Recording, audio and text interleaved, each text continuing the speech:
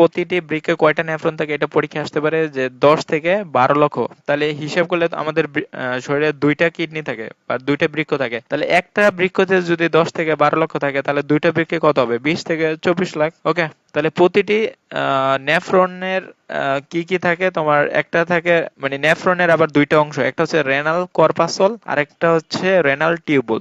আর renal কর্পাসলের আরেকটা নাম আছে ম্যালপাজিয়ান অঙ্গ। ঠিক আছে, এটা একটু মনে রাখো। তাহলে নেফ্রনকে আমরা দুইটা ভাগে ভাগ করছি, একটা কি রেনাল কর্পাসল বা মালপেজিয়ান অঙ্গ, আর এটা হচ্ছে রেনাল টিউবুল। আচ্ছা, টিউব মানে কি? নালী না? তাহলে যেটা নালী ওইটা হবে রেনাল টিউবুলার অংশ, আর যেটা মানে রেনাল কর্পাসল ওইটা দেখাচ্ছে। দেখো এখন নেফ্রনের চিত্রে আসি, এই যে এইটার দিকে যদি একটু খেয়াল করো নেফ্রনটা, এই যে আমরা এটাকে দুইটা পার্ট করি, এখান থেকে যদি কেটে ফেলি তাহলে আমাদের এই অংশটা একটা পার্ট, মানে এতটুকু একটা পার্ট, আর বাকি অংশ এই এই পুরো অংশটা একটা পার্ট। তো এই প্রথম পার্ট মানে এই প্রথম সার্কেলে যে অংশটা, এটাকে বলা হয়েছে মালপেজিয়ান অঙ্গ বা রেনাল কর্পাসল।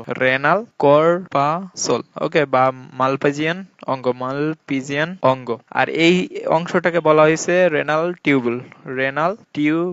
ঠিক আছে, তো এখন দেখো এই মালপেজিয়ান অঙ্গ বা তোমার রেনাল কর্পাসল এইটার আবার দুইটা অংশ, একটা হচ্ছে বোমেন্স ক্যাপসুল আর একটা হচ্ছে গ্লোমেরুলাস। তাহলে আমরা দেখলাম যে নেফ্রনকে দুইটা ভাগে ভাগ করছে, একটা হচ্ছে ম্যালপেজিয়ান অঙ্গ আর একটা রেনাল টিউবুল বা যেটা নালী, যে এটা হচ্ছে একটা পাইপের মতো না, পুরোটা নাল এইটা। তাহলে আবার এই যে রেনাল কর্পাসল বা ম্যালপেজিয়ান অঙ্গটাকে আবার দুইটা ভাগে ভাগ করছে, একটা কি বোমেন্স ক্যাপসুল আর একটা হচ্ছে গ্লোমেরুলাস। তাহলে এই যে দেখো ক্যাপসুল, এখানে ক্যাপসুল আছে, ক্যাপসুল মানে হচ্ছে মনে রাখবে আবরণ। তাহলে এই যে আবরণটা মানে এই যে গ্লোমেরুলাসটাকে যে একটা পেয়ালার মতো দেখতে, দেখো একটা কাপের মতো, এই কাপটা যে ধরে রাখছে এটা হচ্ছে বোমেন্স ক্যাপসুল। আর এটার ভিতরে যে এই যে লাল কালার, এটা হচ্ছে রক্তের পার্ট, তো এটা হচ্ছে গ্লোমেরুলাস। আর গ্লোমেরুলাস দিয়ে তোমার রক্ত চলাচল করে, মানে রক্ত থেকে যে ক্ষতিকর বজ্র এখানে তোমার আলট্রা ফিল্ট্রেট হয়, রক্ত থেকে দূষিত খারাপ পদার্থগুলো এখান থেকে বের হয়ে যায়। তো এটা একটু মনে রাখো, গ্লোমেরুলাস।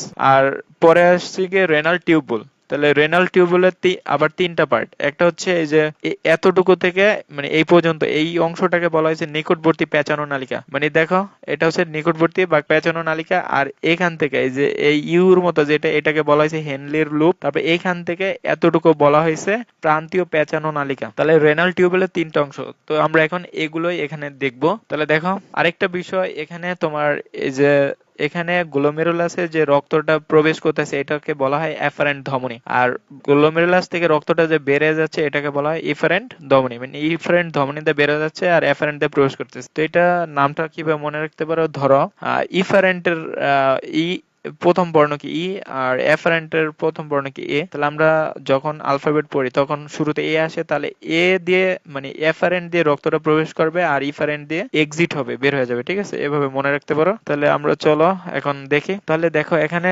রেনাল ধমনী, এই যে এফারেন্টের কথা বলছে, তাহলে এফারেন্ট দিয়ে রক্ত ভিতরে ঢুকবে, মানে এ দিয়ে রক্ত যাবে আর ই দিয়ে বের হয়ে যাবে। তাহলে এখানে প্রায় 50টি কৈশিক নালিকা তৈরি হবে, মানে ছোট ছোট। যখন তোমার এই যে এফারেন্টের মধ্যে রক্ত ঢুকতেছে মানে নালীটা ঢুকতেছে, এখানে আরো ছোট ছোট মানে চুলের মতো কৈশিক জালিকা, চুল একদম চুল যেরকম চিকন ওইরকম এখানে প্রায় 50টার মতো কৈশিক জালিকা তৈরি হয়, পরে আবার ইফারেন্ট মানে ধমনী হয়ে বের হয়ে যায়। ঠিক আছে, তারপরে এখানে দেখো তাহলে ইফারেন্ট দিয়ে বের হয়ে যাবে। ওকে, তো আমরা বলছি যে গ্লোমেরুলাসের কাজটা কি, মানে ছাঁকনির মতো কাজ করে। এটাই পরীক্ষা আসে যে ছাঁকনি হিসেবে মতো কাজ করে কোনটি বৃক্কের। তাহলে এই গ্লোমেরুলাস, এখান থেকে কি হয়? রক্ত থেকে পরিশ্রুত তরল উৎপন্ন হয়, আর এটাই আলট্রা ফিল্ট্রেট হিসেবে কাজ করে। পরীক্ষায় যদি আসে যে কোনটি আলট্রা ফিল্ট্রেট হিসেবে কাজ করে, তাহলে এইটাই দাগাবা, গ্লোমেরুলাস বা ছাঁকনি যন্ত্র হিসেবে কাজ করে। ঠিক আছে, তাহলে এই যে আবারও দেখো গ্লোমেরুলাসটা কোথায়, এই যে না, এই যে বোমেন্স ক্যাপসুলের ভিতরে যে লাল রেড, এটা হচ্ছে গ্লোমেরুলাস। তারপরে ওই যে তোমার রেনাল